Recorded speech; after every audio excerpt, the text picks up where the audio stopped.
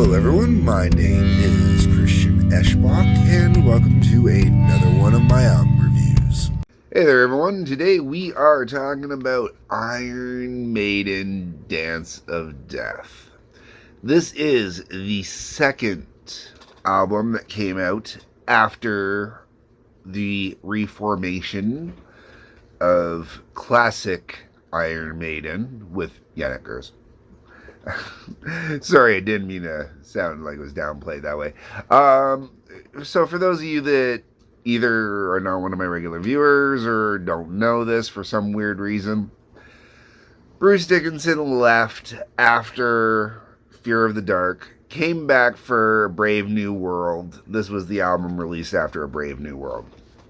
Adrian Smith left even before that. So this was, and then Adrian Smith was also back on Brave New World. So, like, you got the classic lineup of Bruce, Adrian, Dave Murray, Nico McBrain, and, of course, Steve Harris. And then Yenneker stayed in the band, as I already mentioned. Okay, so, as I keep rambling on. Now, this album takes a lot of stink just for this album cover. And, well, I would definitely have preferred something a little less CG, especially since CG at this time. I appreciate that Iron Maiden has always tried to embrace digital technology. Love the fact that they've always tried to embrace it. However, every time they try and embrace it, they get on it too soon. And then you end up with artwork like this. It just kind of like, what the hell? They would have been better off to just use actual mannequins or something like that and painted them up. I don't know. Let's get into the music now. So we got an album opens up with Wildest Dreams.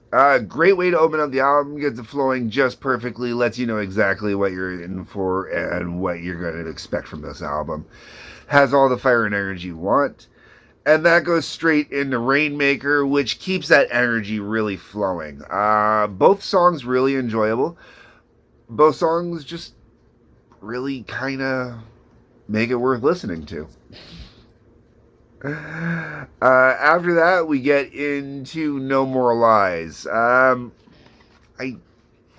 not a huge fan of this song. This is the first song on the album where it kind of falls apart for me a little bit. And it's the repetitiveness of the no more lies, no more lies. It's just, after this album came out, that actually became an on-running joke in the house for quite a while. It was, just all of a sudden out of nowhere, someone would go, no more lies.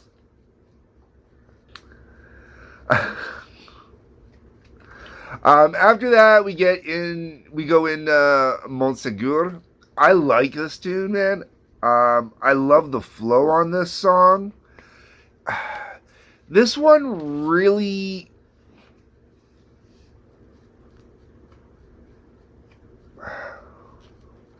there's a great kind of swing to this one almost. A great bounce and swing to this one.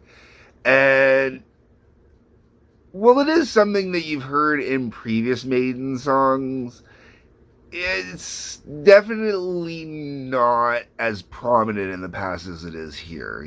Just such a wonderful kind of upper one. I don't know, just great vibe to it.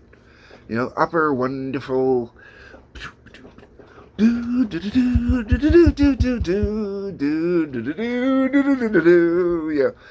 it's fun. It's a lot of fun. All right, after that, we get into one of my all-time actual favorite Iron Maiden songs, and that is Dance of Death, the title track off this album. Of all the songs on this album, there are a few that I definitely do go back and listen to a lot outside of this, like where I will put them in mixes, throw them on the MP3 player, whatever. Dance of Death is one of them. Dance of Death, I am upset I've never gotten to see Dance of Death live. I really wish I would have gone to this particular tour to see this one live, since they really don't do much outside of that. To me, Dance of Death is kind of like the perfect companion piece to Fear of the Dark.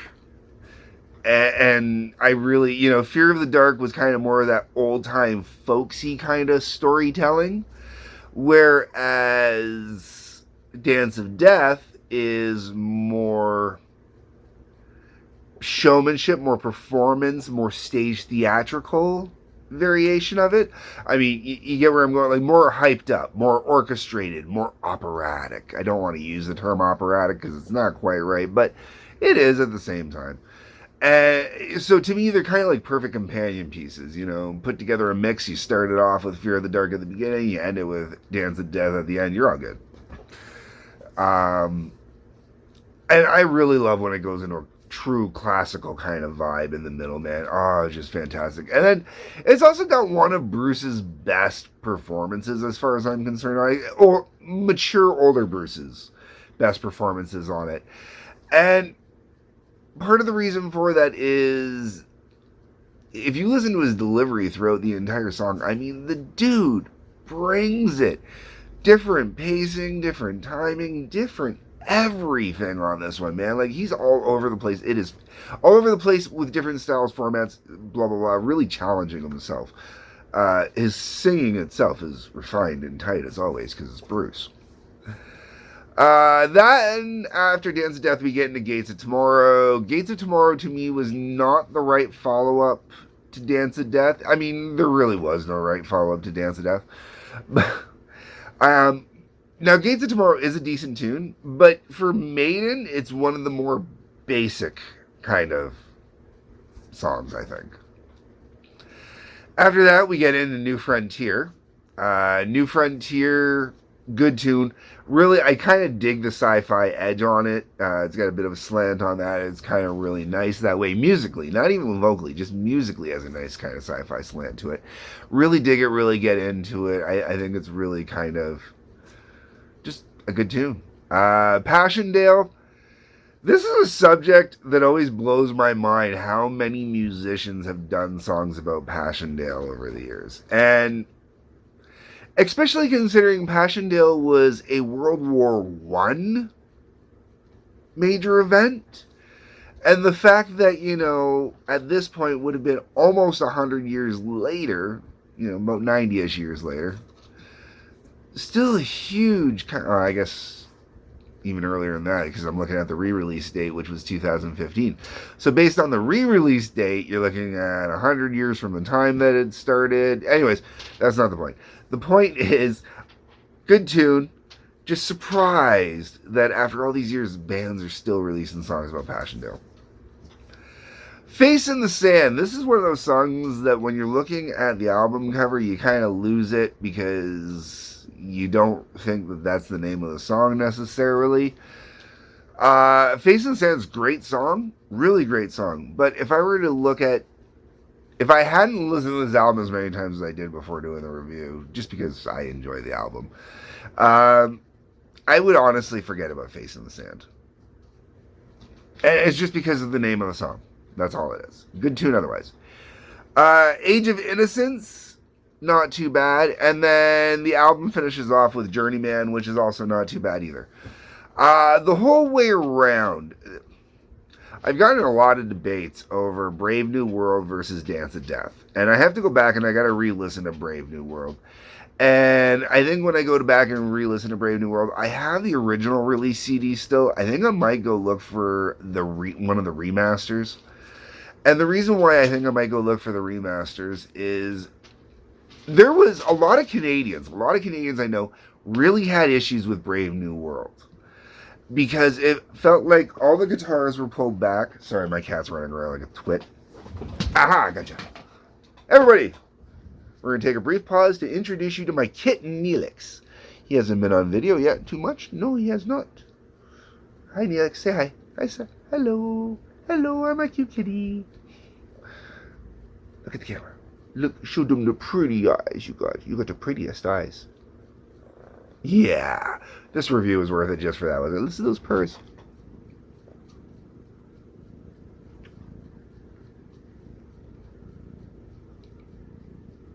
I hope you can hear those purrs. Those purrs are lovely. Okay, so back to the album here. Okay, like I said, worth the price of admission just for this. Okay, all right, here you go.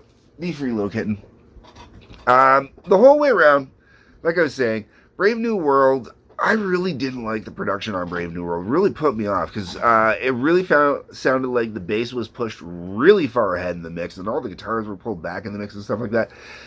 I think there was a problem with the Canadian release and all. As I was saying, only Canadians seem to complain, that I know of, only seem to complain about the Brave New World mix. So I'm wondering if Canada got a bad batch on them or something like that.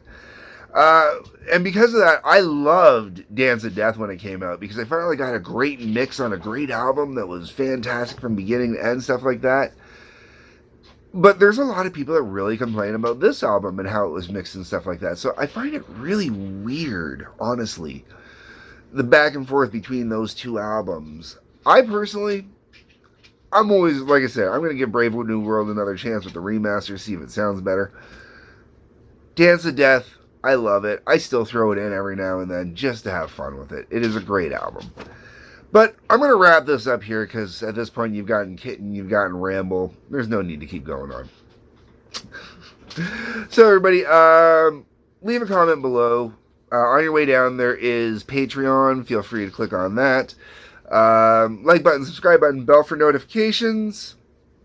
Join and follow if you are on Rumble. Peace, love, take care.